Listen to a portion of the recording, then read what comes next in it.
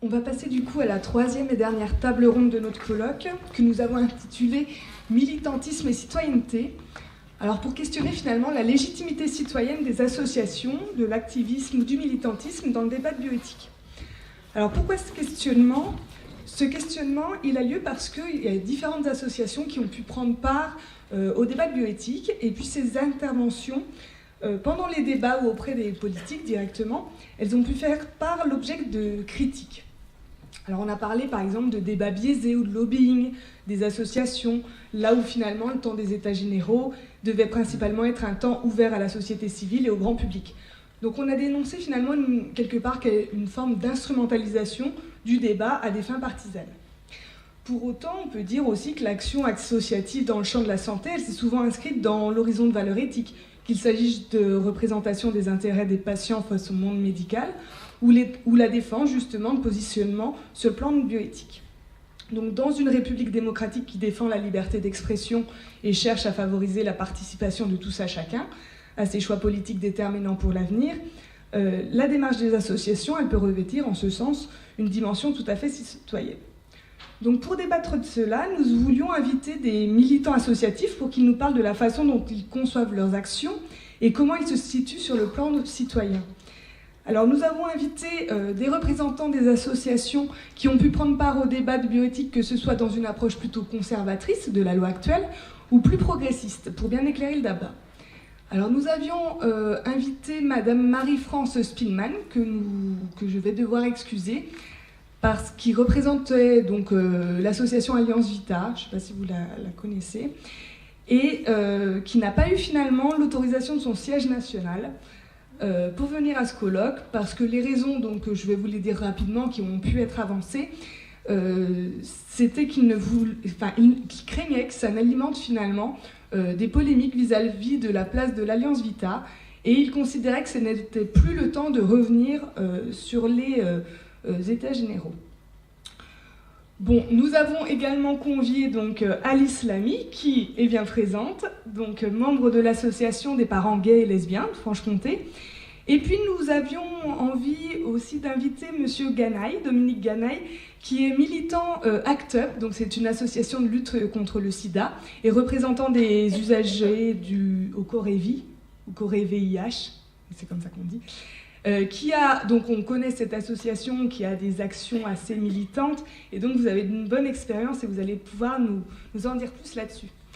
Donc malgré l'absence de Madame Spillmann, on vous invite encore une fois à interagir avec nous, soit par SMS, soit en prenant le micro directement, et parce qu'effectivement il n'y aura pas forcément de débat contradictoire sur cette scène, mais n'hésitez pas à interagir.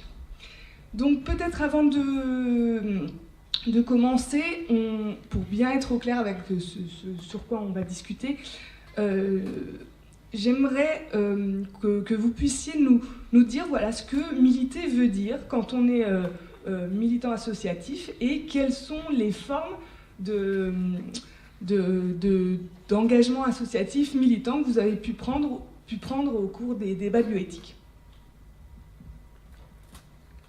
Alors,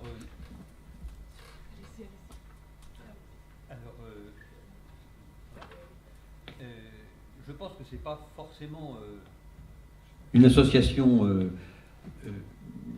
facilement représentatrice que vous avez invitée en invitant ACT UP, parce qu'en général, ACT UP, on a coutume de dire qu'on est plus que des militants, ou qu'on est en tout cas autre chose que des militants, qu'on est des activistes. Et effectivement, c'est assez lié à la forme d'action qui sont menées, qui sont en général assez éclatantes, on va dire. C'est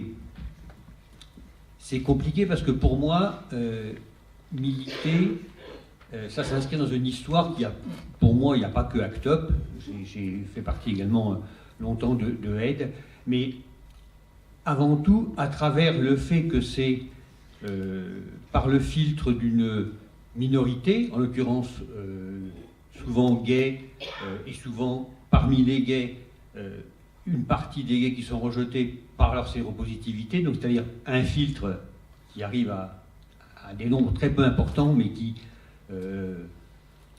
se positionne de façon éclatante par rapport au reste du public, ça permet néanmoins d'attirer l'attention sur qu'est-ce que le fait que ce tout petit nombre de personnes va avoir à dire aux autres va permettre de faire avancer le débat global de la société. Pour moi, militer, c'est ça.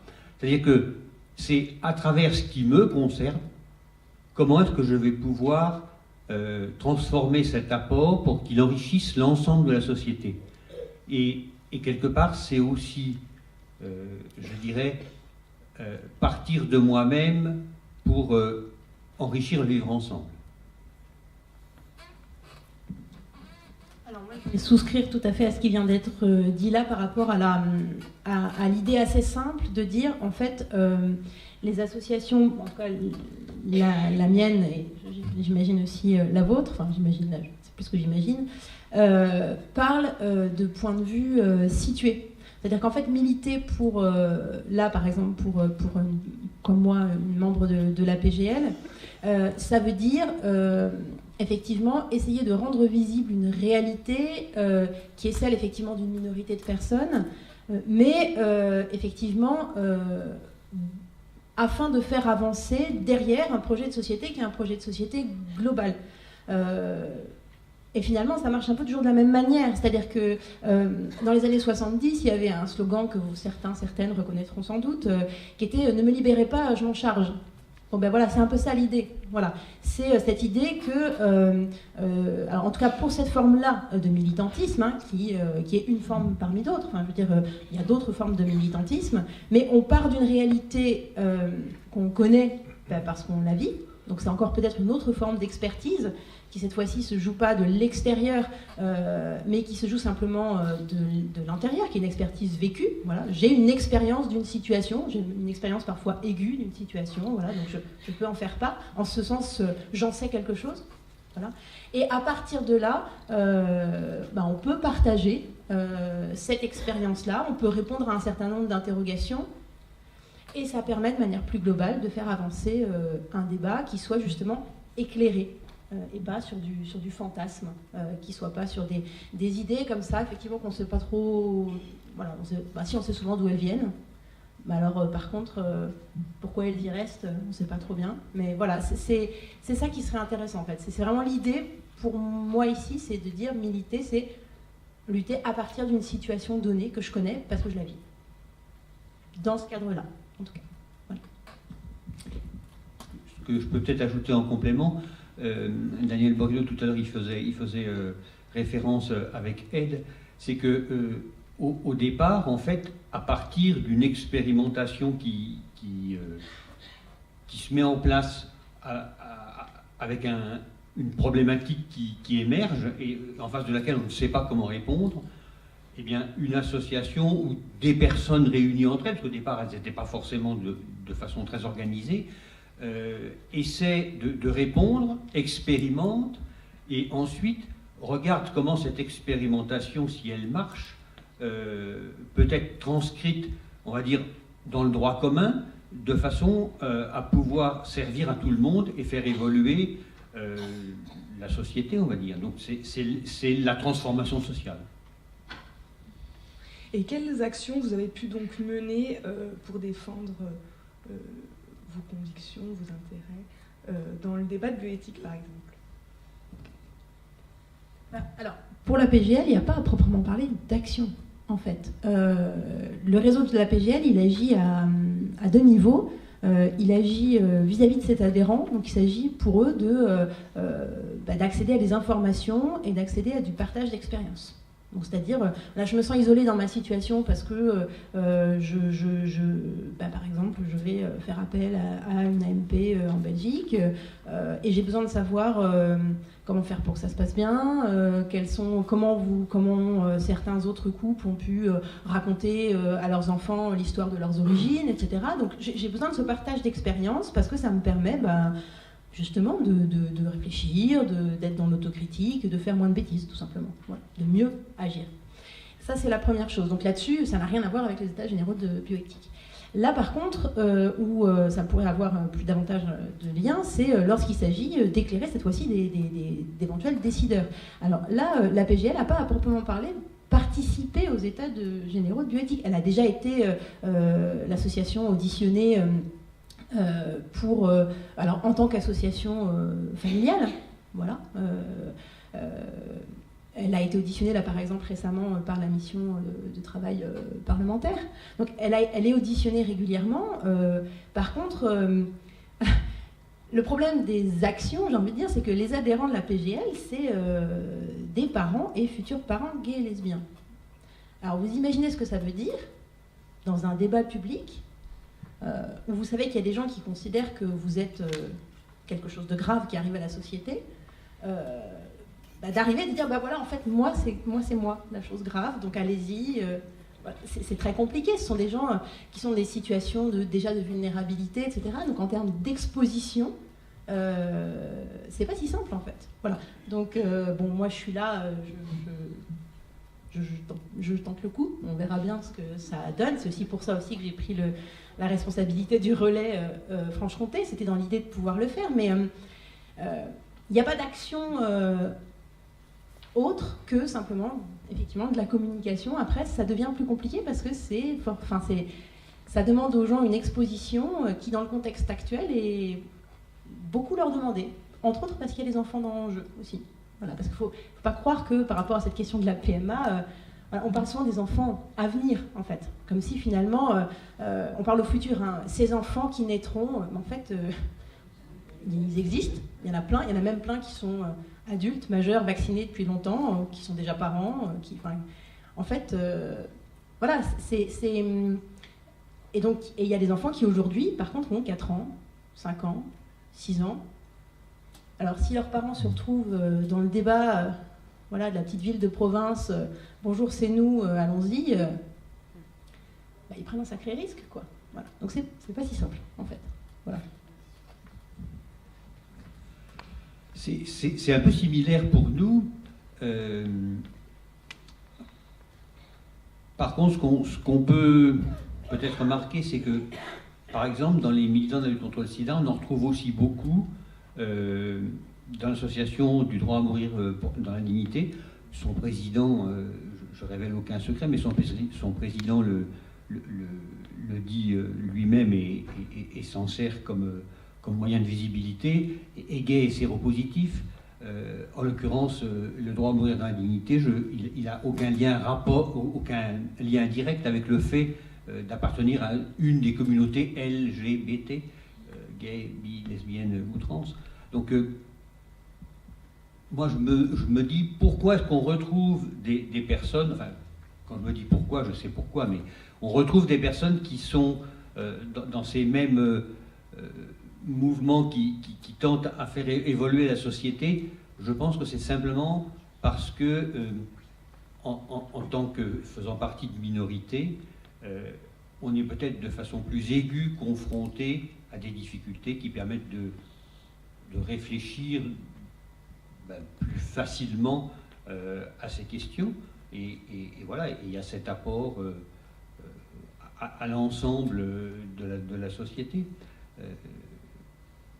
Si on prend très rapidement l'apparition en 2002 de la démocratie sanitaire, c'est bien autour de la lutte contre le sida que ça a commencé à se mettre en place, parce que les soignants et les personnes malades se sont retrouvés ensemble ignorantes devant une question, et le fait d'être obligé pour les soignants à l'époque de reconnaître qu'ils ignoraient en même temps que les malades, ça a permis d'avoir un dialogue qui était situé sur une autre approche que précédemment. Et après, il y a eu toute la démocratie sanitaire qui s'est mise en place, qu'on connaît tous, qui a été très positive et qui par contre, je trouve, depuis 2-3 ans, est amené à avoir une sorte de coup d'arrêt, de mon point de vue, dans le sens où maintenant, les associatifs, ils sont devenus un petit peu, avec la spécialisation de la prévention, avec le fait qu'on maîtrise beaucoup mieux les questions du VIH, ils reprennent un petit peu leur place de sachant, sans vouloir être désagréable vis-à-vis des soignants, mais c'est une espèce de tendance naturelle, et la reprise de cette place fait que ça redevient plus difficile. On associe ça aux difficultés qu'on nous fait descendre comme venant de quelque chose d'extérieur et auquel aussi bien les soignants que les malades sont confrontés, et qui serait la question de la contrainte économique. Et donc, je pense que tout ça fait que ça redevient plus difficile maintenant, mais c'est assez diffus. Et puis également, les associations sont devenues, en tout cas pour la plus grande qui aide, elle est devenue, de mon point de vue, un petit peu opératrice. Elle devient un peu opérateur à travers sa façon de diffuser la prévention, de la mettre en œuvre.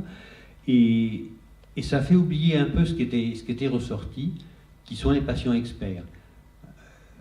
On dit qu'ils existent, mais en réalité, dans la démocratie sanitaire maintenant, on a du mal à les voir se positionner et à les entendre. Je vois qu'on a une question par SMS, donc effectivement vous avez ce rôle effectivement d'information déjà à votre population, mais il y a aussi ce rôle un peu de vous regrouper avec des convictions qui vous sont propres. Et donc la question en lien, quelle place laisser au débat et à l'écoute des autres points de vue, au doute, au sein des associations? Alors là, je ne suis pas sûre de bien comprendre la question. Et d'ailleurs, du coup, la reformulation m'éclaire sur le fait que je ne la comprends pas. Je vais vous expliquer pourquoi. La PGL, donc l'association des parents et des futurs parents, en fait, il faudrait rajouter futurs parents gays et lesbiens, n'est pas une association dont les adhérents se regroupent parce qu'ils ont des idées communes. C'est une association dont les adhérents se regroupent parce que ce sont des parents et des futurs parents gays et lesbiens. Donc, il n'y a pas d'unité idéologique. Je veux dire, ce sont des voilà, c'est comme si vous disiez, mais là, je reprends la question des malades experts. On est tous diabétiques, donc, mais quelle place vous laissez à l'écoute des autres dans votre association de diabétiques? C'est une drôle de question. Enfin, je veux dire, c'est. Alors, après, à l'intérieur de la PGL, parce qu'on aurait des familles homoparentales, des parents, des futurs parents gays et lesbiens et autres, hein, parce que là, on s'en sort pas si on les fait. Voilà, mais il faut bien penser à toutes les situations possibles. Il ne faut pas croire que parce qu'il y a des intérêts communs, du point de vue de la reconnaissance juridique, de l'accès, bon là par exemple, on va en reparler plus précisément, de l'accès à l'AMP, des choses comme ça, pour autant les gens sont tous d'accord. D'ailleurs, la PGL n'est pas la seule association de familles homoparentales. Il y a aussi la FH, et ce sont des associations qui, en leur sein, ne sont pas toujours, enfin, tous les adhérents ne sont pas d'accord avec, par exemple, justement, la question de l'anonymat du don. Et d'ailleurs, les gens ont des pratiques différentes. Voilà, il y a des couples de femmes qui vont expressément aller dans des endroits où elles vont avoir accès à des dons non anonymes. Donc, en fait, à l'intérieur même de l'association, il y a des positions différentes. La seule chose qui unit là les personnes, ce ne sont pas des idées, ce sont des situations qui portent un certain nombre de questions, de problèmes et de difficultés. Les revendications de la PGL, que vous pouvez trouver sur le site, hein, je veux dire, elles sont claires, elles sont listées, enfin, c'est pas très compliqué, ce sont des revendications qui sont des revendications qui naissent de besoins, de demandes, en fait, pas d'idées. Voilà, on n'est pas dans une association d'idées là, en fait. C'est pas du tout le. C'est pour ça que la question me posait question. Peut-être ça peut être plus vrai pour d'autres associations, voilà, qui se regroupent avec. Ça aurait été intéressant pour le coup, peut-être d'avoir Marie-France Kuhlmann avec nous. Elle aurait peut-être davantage pu répondre à cette question, mais moi, j'avoue que la question se pose pas comme ça, en fait. Voilà.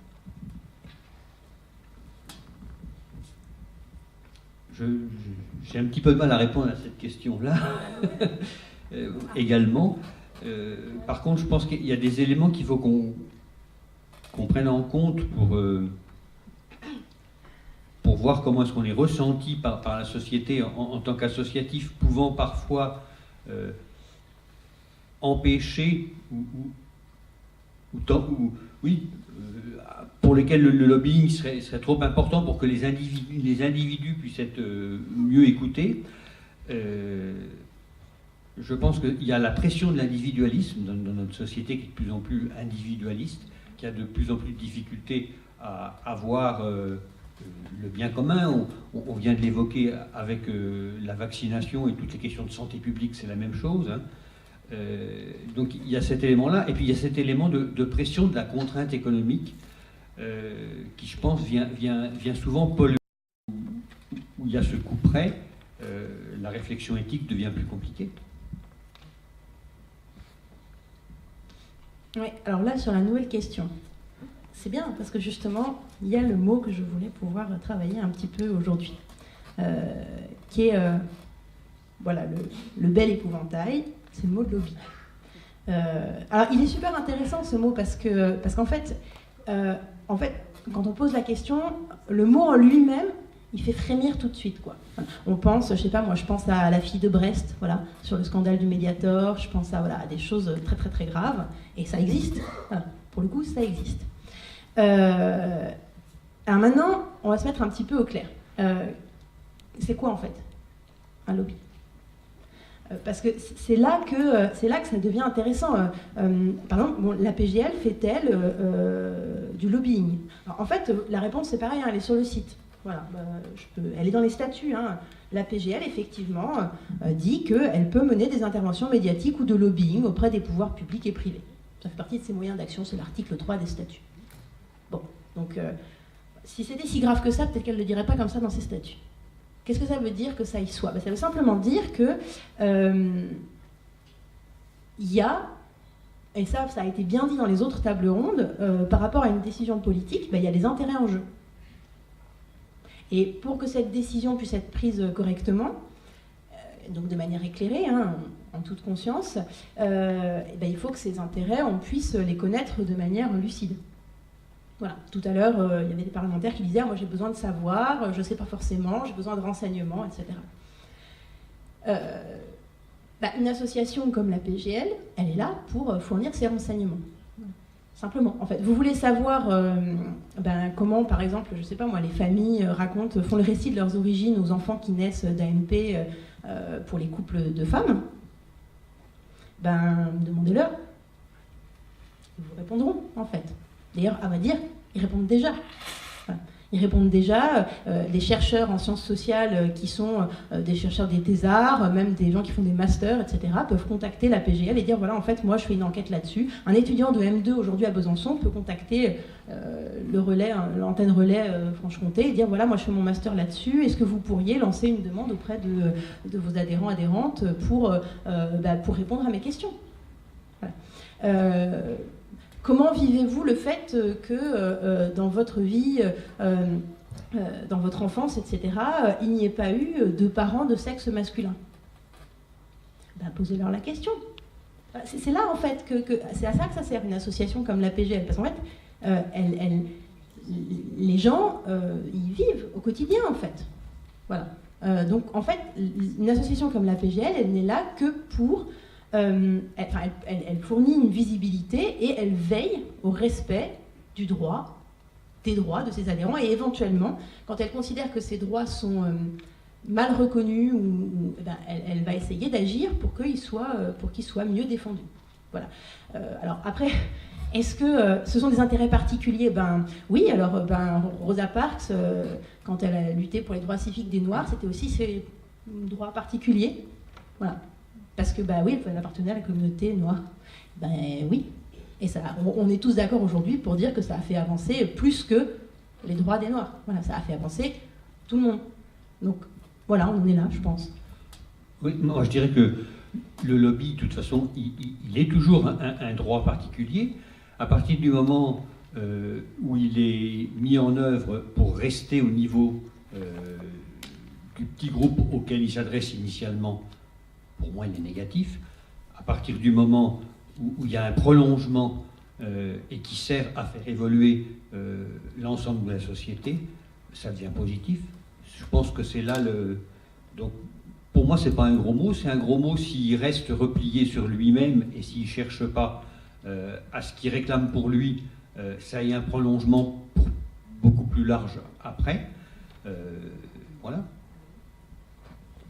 Juste après, peut-être quand même, ce qui est intéressant, c'est que qu'est-ce que serait la nature de ces intérêts? Enfin, quand on parle de ces intérêts particuliers, alors là, c'est la personne qui a posé la question est gentille, elle dit intérêt particulier.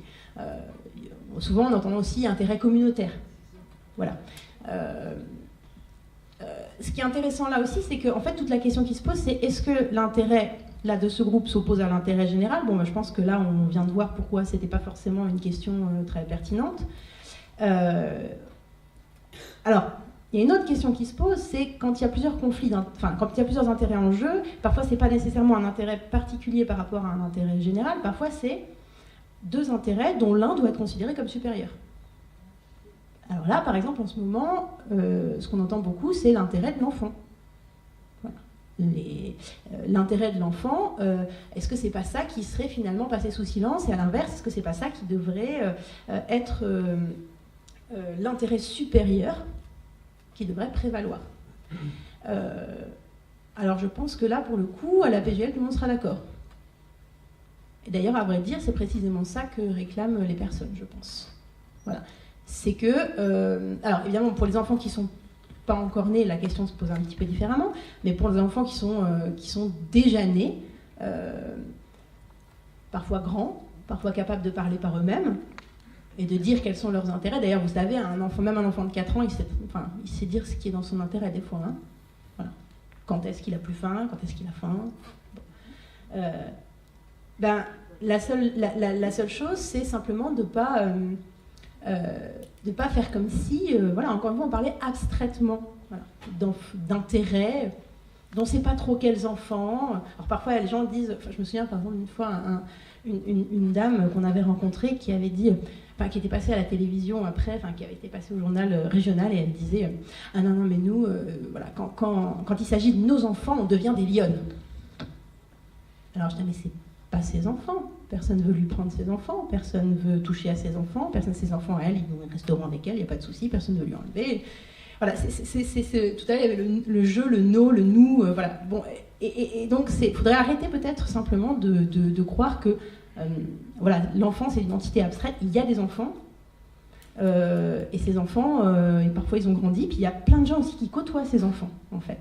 Il y a des instituteurs, il y a des enseignants, des enseignantes, il y a des médecins de famille, il y a des entraîneurs de clubs sportifs, des professeurs de piano, des professeurs de violon, il y a des encadrants de centres aérés qui côtoient ces enfants au quotidien. Au quotidien. Je veux dire, si vraiment il y avait quelque chose d'absolument dramatique là, par rapport à l'intérêt de l'enfant, il y a pas mal de sonnettes d'alarme qui auraient été... Enfin, j'espère en tout cas que tous ces gens-là auraient tiré des sonnettes d'alarme. Enfin, voilà. J'ai pas l'impression que ce soit le cas.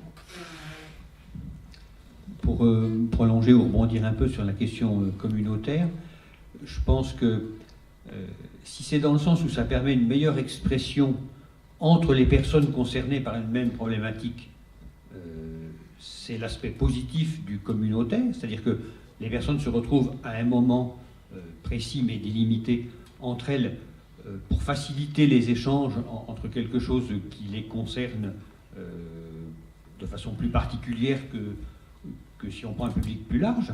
Donc là, c'est positif. Mais si elles restent entre elles-mêmes après, on tombe dans ce que j'appellerais le communautarisme, c'est-à-dire que pour le coup, après, ça enferme, et souvent, si on va même encore plus loin, ça prône le repli identitaire, et en se coupant du reste de la vie collective. Donc, oui, pour des moments entre personnes concernées à un certain moment par une même problématique, mais non pour que ce moment soit l'ensemble de la présence dans la vie collective, commune. Est-ce qu'il y a des questions dans la salle ?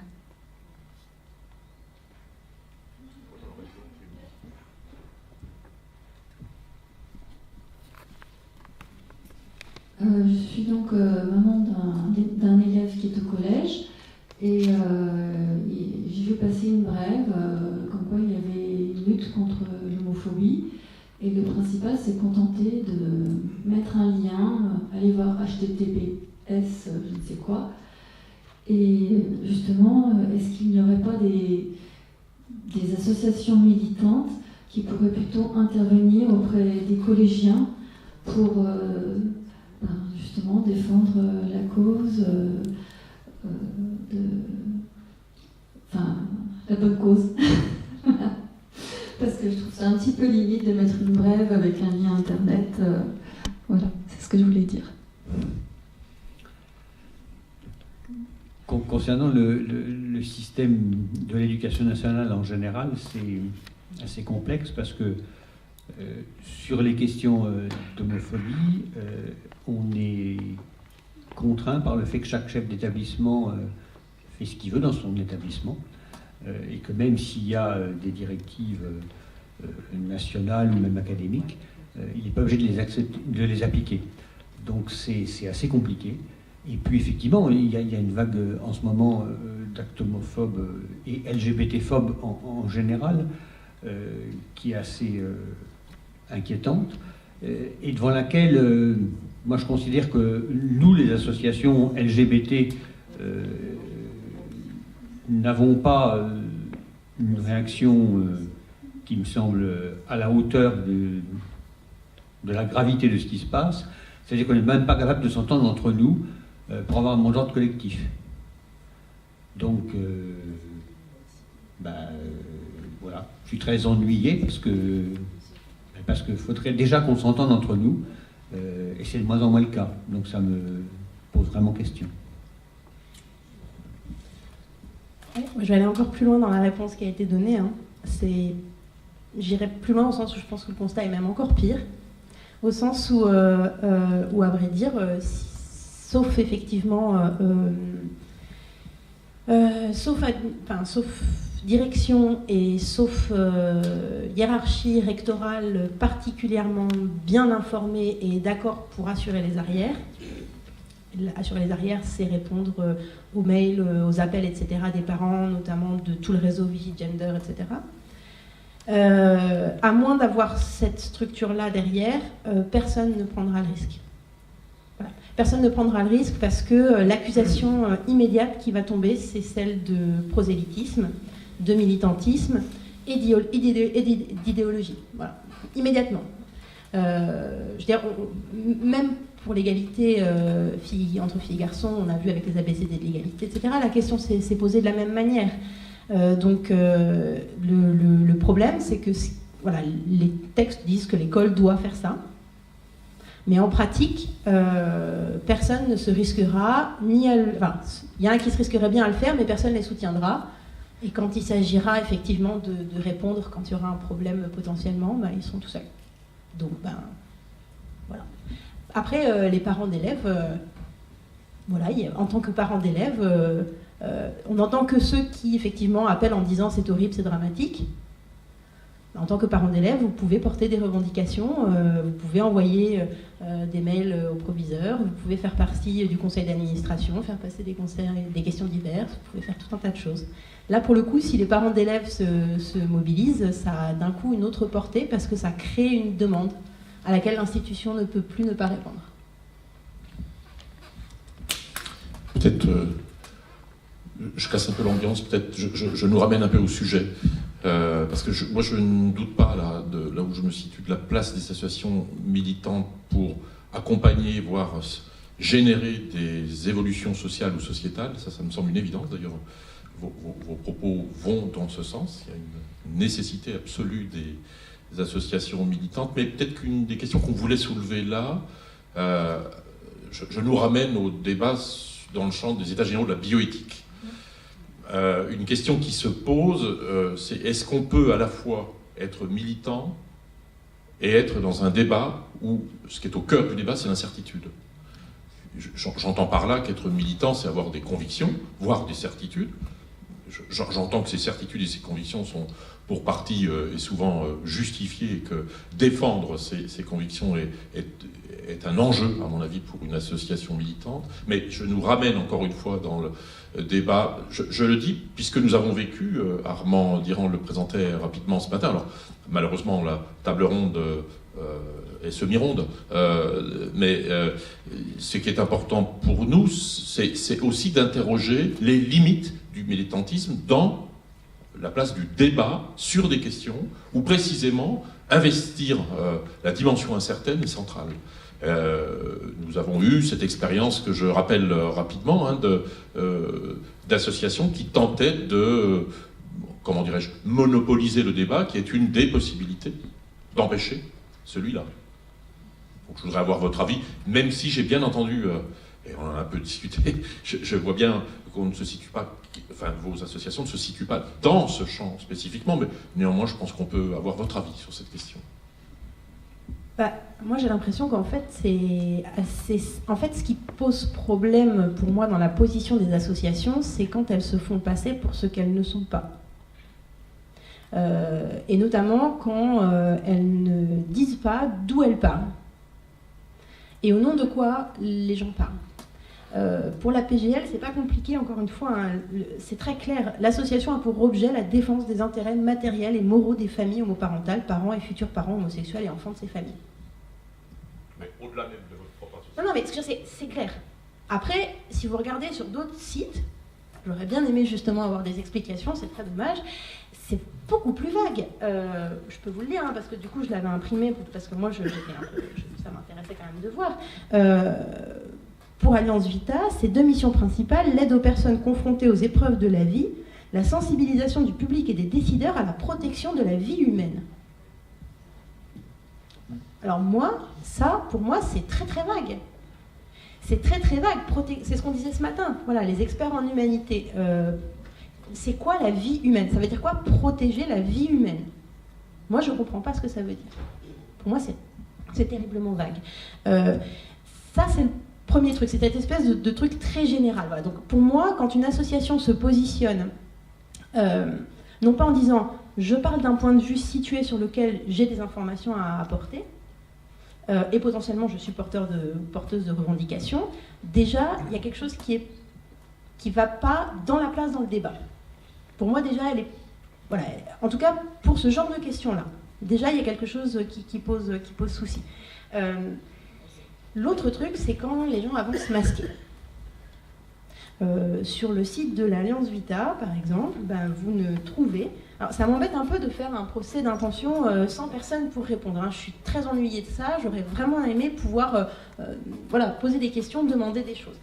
Mais, alors, ceci étant dit, tout ça, c'est public, c'est sur le site. Donc, il n'y a aucune mention des... Alors, il y a des mots, il y a culture de vie, culture de mort, il y a des tas de choses comme ça, des choses qui font bien, rhétoriquement parlant, mais il n'y a aucune mention du soubassement qui légitime ces positions. Et j'ai regardé partout, j'ai fait toutes les pages, ça m'a pris beaucoup de temps, ça n'y est pas. Par contre, et là c'est pas difficile, c'est pareil, si vous googlisez simplement l'équipe d'Alliance Vita, vous prenez les 6 de l'équipe, là, par contre on voit bien. Voilà, quels sont les fondements. Parce que tout le monde publie, soit aux éditions de l'Emmanuel, soit sur des blogs comme famillechrétienne.fr, soit les éditions Le Livre Ouvert, dont la ligne éditoriale est de proposer sous une forme simple des miettes spirituelles, des paroles de vie, ainsi que des moyens pour découvrir ou approfondir la parole de Dieu. Enfin bref, c'est pas compliqué, quoi. C'est marqué. Donc, moi, c'est ça qui m'embête, en fait. Voilà, une association, pour moi, elle défend des intérêts.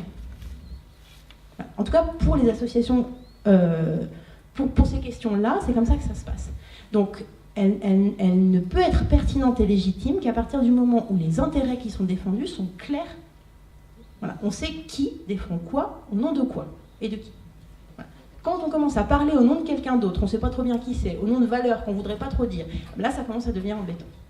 Voilà. Pour moi, dans l'apport démocratique, il est là le problème.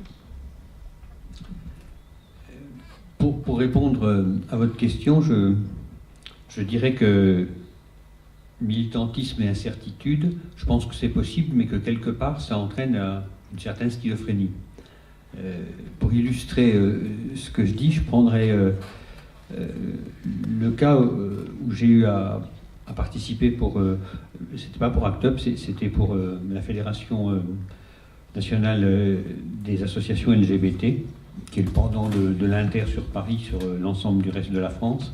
Quand il s'agit d'être dans le groupe de la Direction générale de la santé qui a fait évoluer, qui a abouti au nouveau décret sur la sélection des critères de donneurs de sang. Et où en tant que militant LGBT et particulièrement gay, puisqu'il s'agissait de réouvrir progressivement le don aux gays, on me demandait de défendre bec et ongle, on va dire, la réintégration immédiate et absolue et sans condition, alors que moi-même, en tant que séropositif, que militant, je savais que il y avait 200 fois plus de risques de croiser le VIH en ayant une relation avec une personne gay. J'étais dans une position extrêmement compliquée, qui a fait que je me suis mis quelque part en porte-à-faux vis-à-vis d'une majorité d'associations qui me demandaient de les représenter, puisque on était une fédération, au nom du fait que je voulais concilier responsabilité et progression des droits. Donc j'ai réussi, ça m'a été très compliqué. Je suis allé au bout du groupe de travail, maintenant je fais encore partie du comité de suivi, mais je reste d'anciens militants avec lesquels je travaillais. Donc c'est possible, mais ça coûte beaucoup. On a juste une autre question là par SMS. Le danger et l'illégitimité des associations n'apparaissent-ils pas quand la demande de reconnaissance bascule dans la revendication identitaire? Et justement, donc, les prises de position ou les actions qu'on a pu mener, au-delà de la liberté d'expression, est-ce que ça a quelque chose de citoyen? Et en quoi ça a quelque chose de citoyen? Et en quoi vos positions doivent-elles avoir un poids dans les décisions politiques, par exemple? J'ai l'impression que la question là, elle est un petit peu ce que j'ai donné tout à l'heure comme point de vue juste avant qu'elle soit posée, en disant que si la revendication identitaire elle se limite au petit groupe pour lequel elle est posée initialement, elle est forcément négative. Si elle ouvre sur quelque chose qui va permettre une progression pour beaucoup plus de gens, et voire pour tout le monde, pour faire évoluer ensemble notre façon de vivre ensemble, elle sera positive. Donc, en l'occurrence, elle ne sera pas illégitime si elle a un prolongement pour tous, et elle ne se cantonnera pas à être identitaire si elle est communautaire, ouverte et non communautariste. Oui, je crois qu'effectivement la question on y a un peu répondu.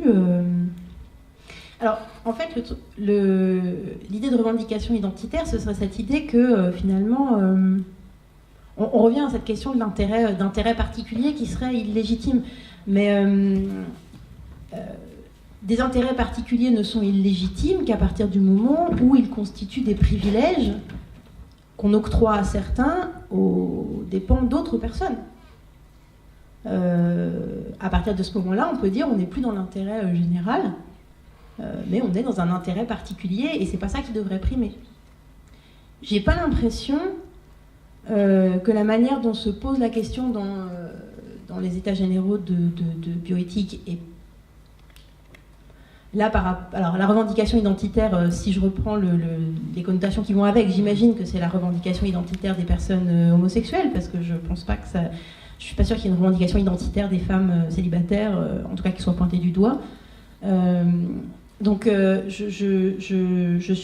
pense pas qu'il y ait la revendication de l'octroi de privilèges qui retirerait des droits à d'autres personnes. Donc c'est une question qui je comprends que cette question intérêt général particulier, etc., pose question, mais il me semble que là, quand on analyse un petit peu, c'est pas trop le propos en fait. Le problème n'est-il pas n'est-il pas celui plus général du débat démocratique et politique? Est-ce que c'est le respect de la démocratie que l'on cherche, ou est-ce qu'on fait de l'agit-prop? Le débat, la démarche éthique est fondée sur la discussion, sur le débat. D'ailleurs, le comité consultatif national d'éthique, depuis 2 ans, a accepté, ce qu'il ne faisait pas auparavant, mais a accepté qu'un avis soit rendu avec des avis dissidents. C'est donc bien reconnaître que l'avis principal, c'est ça, mais que les minorités ont le droit, et je dirais presque le devoir, de s'exprimer. Donc je crois que tout réside au niveau de la démarche éthique dans cette démarche d'investigation éclairée et non de combat politique.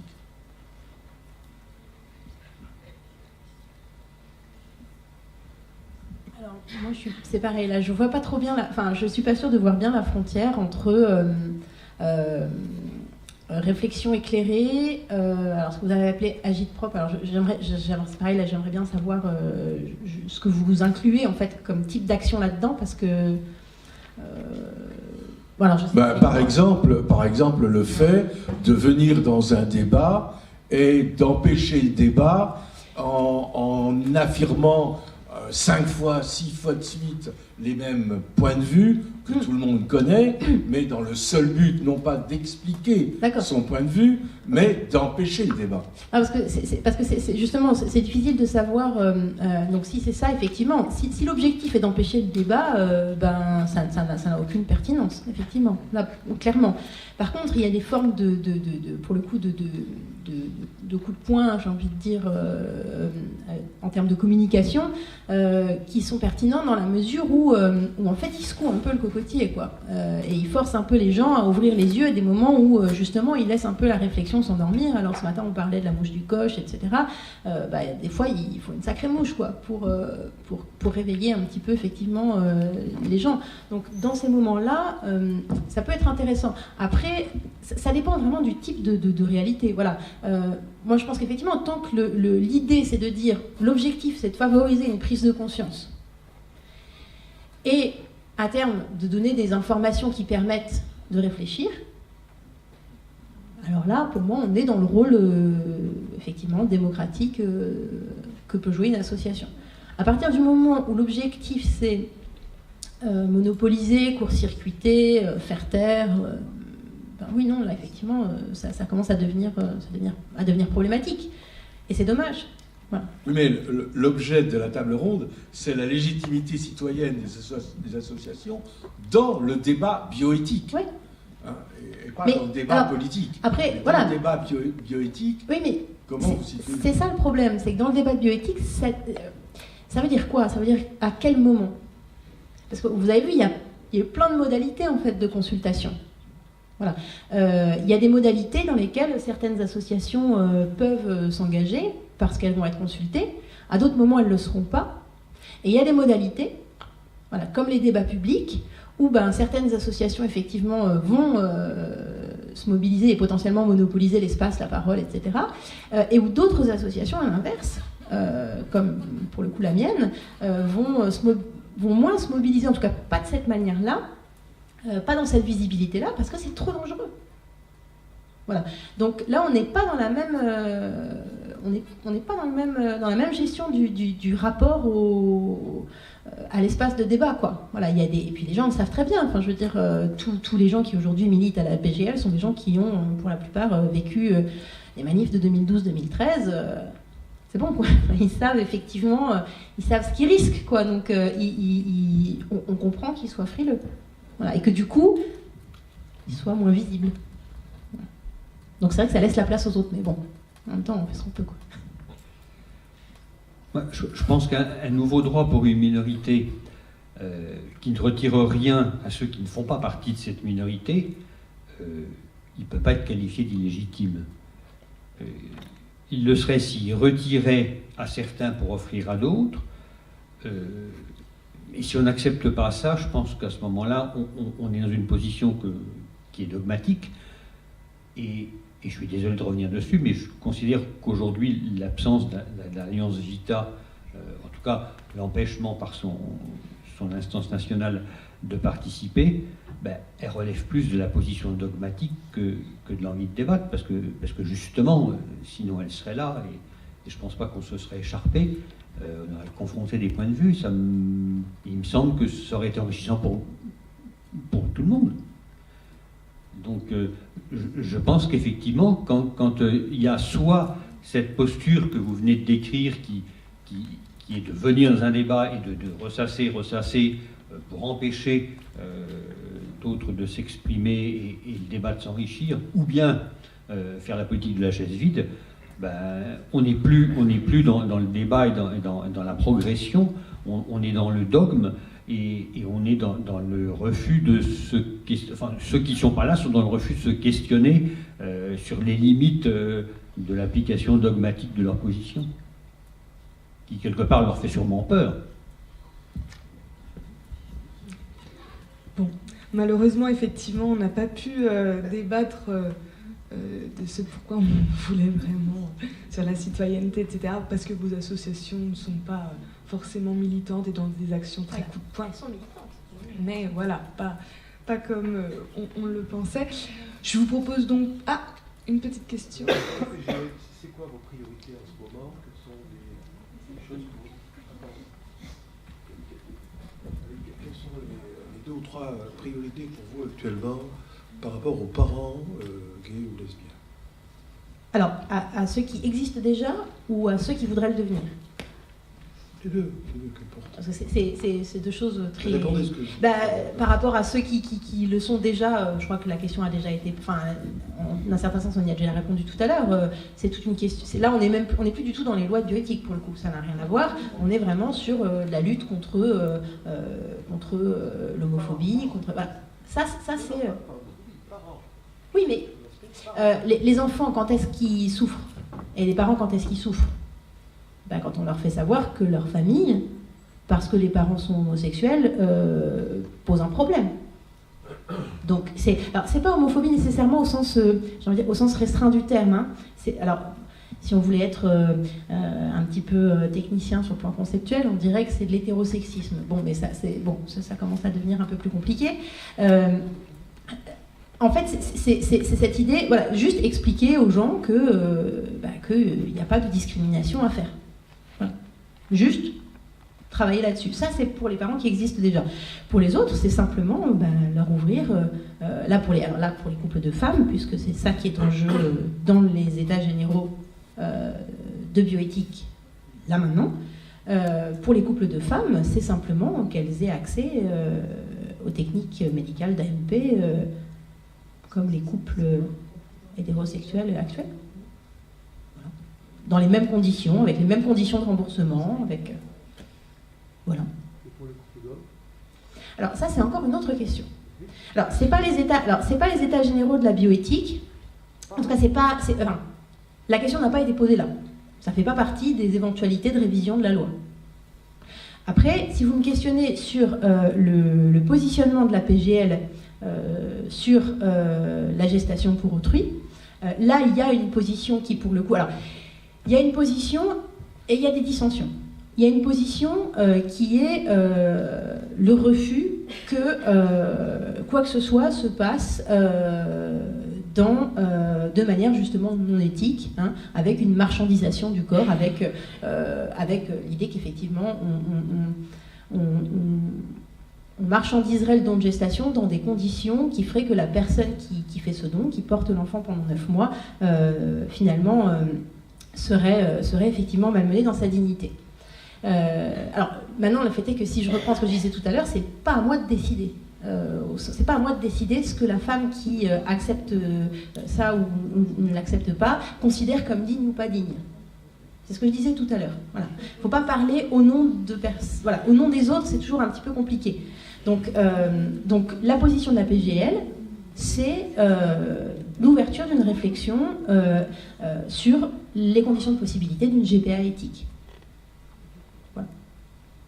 Donc après, c'est un petit peu aussi ce que vous disiez par rapport à la fin de vie, c'est-à-dire oui, on peut dire je suis favorable à l'euthanasie. En même temps, je suis conscient ou consciente que dans la société dans laquelle on vit aujourd'hui, dans laquelle les personnes âgées ont un sentiment très fort de leur indignité, en tout cas c'est le sentiment qu'on leur renvoie, du coup je me demande comment ça va être mis en œuvre. Donc on peut se dire, voilà, moi je suis favorable à l'idée d'une GPA éthique, mais quand je vois la manière dont aujourd'hui fonctionne le monde, est-ce que je suis sûre que les conditions soient bien réunies? Voilà. Et là il y a encore pas mal de choses à réfléchir. Bon, je vous propose de clore cette table ronde. Merci à vous. On va passer à la conclusion par Régis Aubry et Armand.